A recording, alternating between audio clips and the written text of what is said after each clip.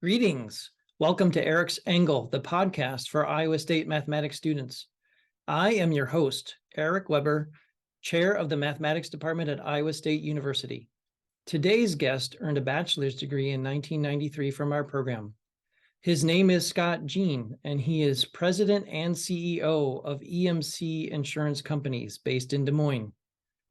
He says that in his current role, he is called to servant leadership, and he adds that he is a proud Cyclone fan. Please welcome Scott Jean.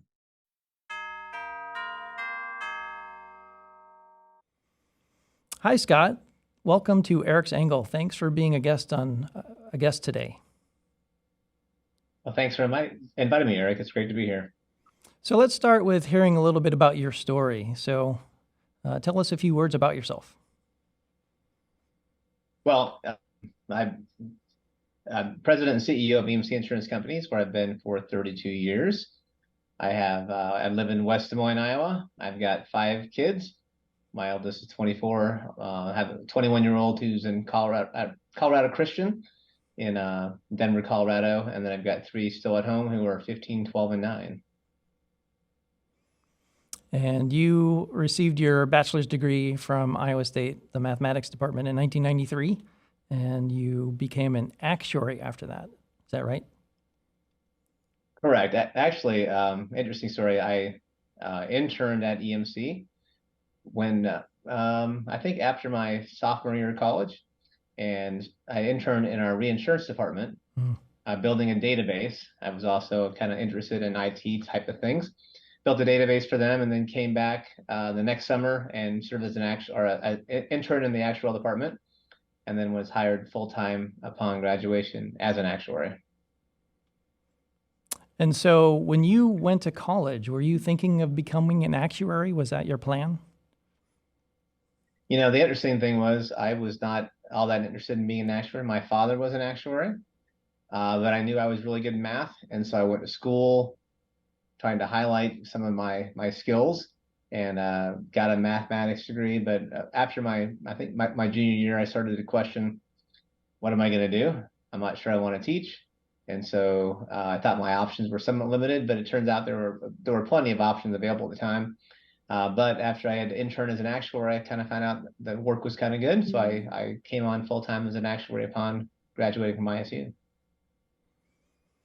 I think it's interesting that you mentioned teaching and that you didn't want to teach. I think a lot of people, including our own students, assume that teaching is sort of the standard career path for somebody who majors in mathematics. And I think it's interesting that you mentioned that for your own experience. But one of the things that I'd really like to get out to my students through this podcast series is that there are a lot of options. So can you talk a little bit about what you see as options for math majors as they finish their program and leave off to a career?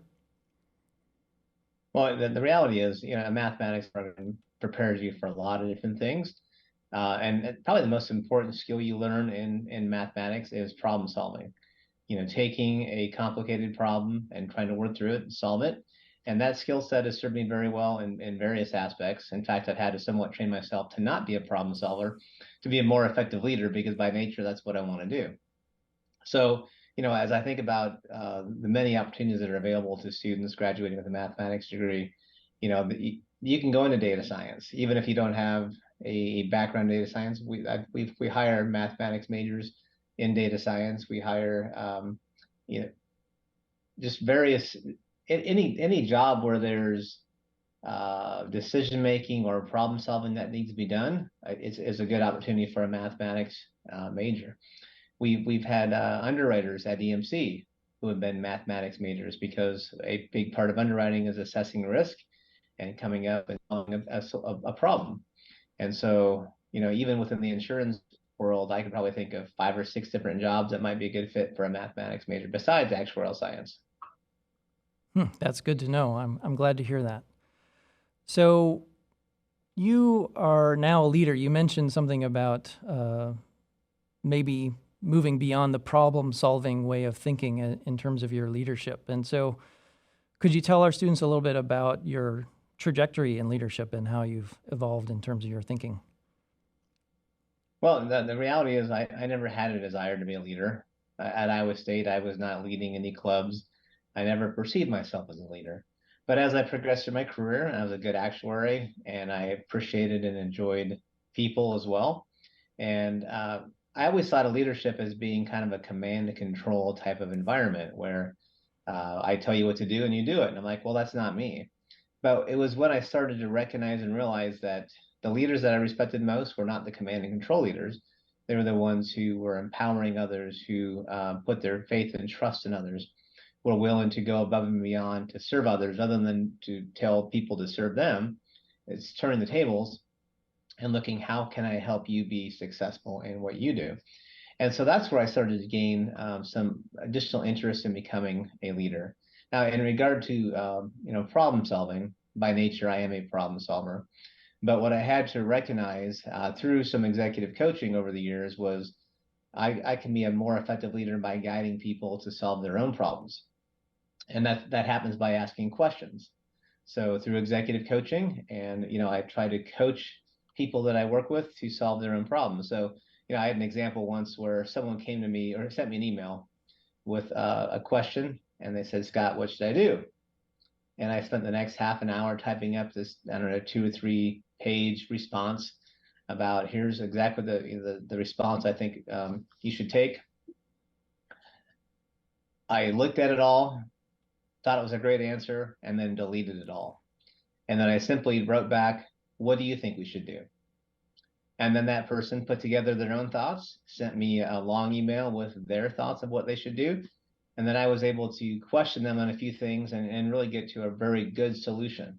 So that's part of servant leadership, though, is trying to find ways to empower other people to solve their own problems. And that makes me a more effective leader when I'm not sitting there trying to solve everyone's problems outside of my own. Yeah, that's really interesting. So it makes me think of being a teacher, helping students to solve their own problems rather than solving the problems for them.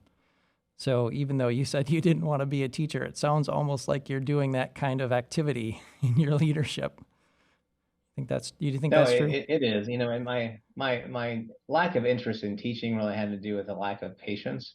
And I had, tried to tutor and try to do that type of stuff. And I didn't have the patience to do it because I only know 1 or 2 ways of describing how to solve something. And if you don't get it, I'm sorry, I've run out of solutions, right? I'm not that creative. But with this approach, it's more, yeah, I'll be there to help and support, but my goal is to lead you, to help you solve your own problems rather than me trying to teach you how to do so. But I see what you're saying. There's a lot of correlation to effective teachers as well. Yes, I believe so. So do you have any thoughts on how our students, current students, might cultivate leadership skills or thinking about leadership and thinking about that in terms of their overall career trajectory? I mean, I don't know how many of our students really think about long-term career plans, but I'm sure some of them do, and some of them that don't probably should start thinking about that. So do you have any thoughts about that? Well, I think, first of all, when you're in college, try to get as well-rounded of education as you can. I think it's very easy to look at your list of required classes and then look for just fun classes to take outside of that. But there are probably a number of courses that would help in developing good, solid leadership. But I would also say just become a student even after you graduate. And you can do that by studying people, looking at those leaders you most respect, trying to figure out what it is that drives them and trying to mimic that. But also, I've learned so much about leadership just through reading. A number of books that I have found very helpful throughout my career. So continue to look for opportunities to grow. The reality is, once you stop learning, you stop being effective. So the world's constantly changing. We need to be constantly learning, looking for ways to improve. But the other thing I would say is that's really effective is feedback from others, and create an environment that people are willing to give you feedback, actively listen to that feedback, and then actively act on that feedback. So often we create an environment where, people are afraid to speak up. They're afraid to challenge you, afraid to give you any feedback that might be perceived as negative. But the reality is, we all get better. We can all be better leaders. We can all be better people, and we have blind spots. And so, being willing to accept feedback, to solicit feedback, and accept feedback, and to act on that feedback is such a critical thing. One thing, we work with a lot of independent agents, and we hosted a agent incentive trip to Maui, Hawaii this year. Next year, we're going to Montreux, Switzerland.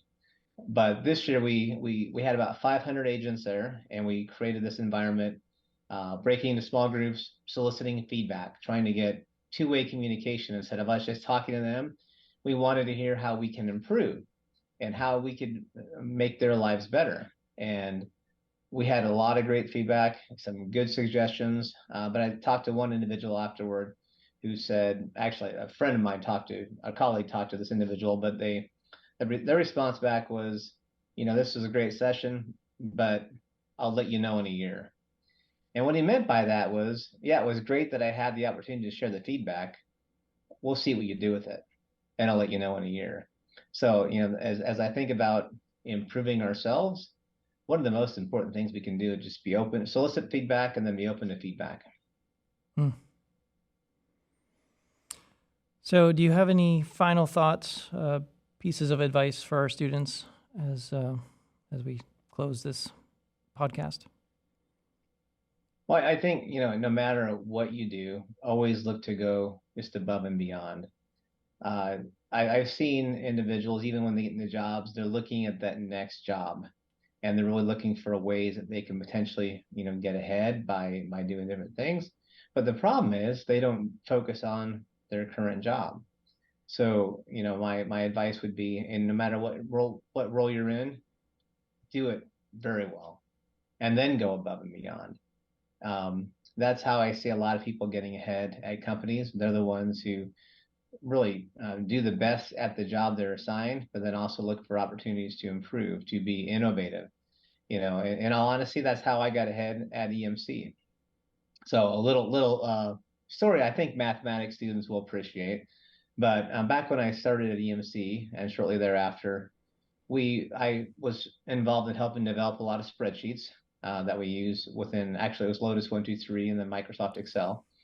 But we had walls full of printed reports.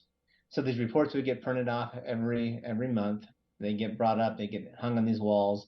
And so actuaries, they spend a lot of their time walking in the walls, picking up reports, taking them back to their desks, opening up to page 2,526 and entering some numbers into a spreadsheet, going to the next report, haul them all back, go get 5 more reports, bring them back. It was kind of a glorified data entry for part of the work. So I went to my boss one day and I said, there's got to be an easier way of doing this. So I'd like to explore, data extraction from a mainframe directly into Microsoft Access databases at the time when we eventually moved to SQL servers. But so that we can utilize the data, I could write VBA code to automatically bring the data directly into spreadsheets and save a lot of time. And my boss was like, that sounds great, but you still have a job to do. And I said, I get it. So I did my day job. And then I spent a lot of time above and beyond researching, learning new ways. And so that eventually led to my own unit within the actual department that was specifically focused on developing spreadsheets for actuaries to use and to simplify the overall data extraction process. So that was really my first leadership experience and how my career really began to take off. So my best encouragement is to always do your best at what task you're assigned, and then go above and beyond that. Scott, I want to thank you again for appearing on Eric's Angle. I appreciate you being here. Of course. Thanks for having me, Eric.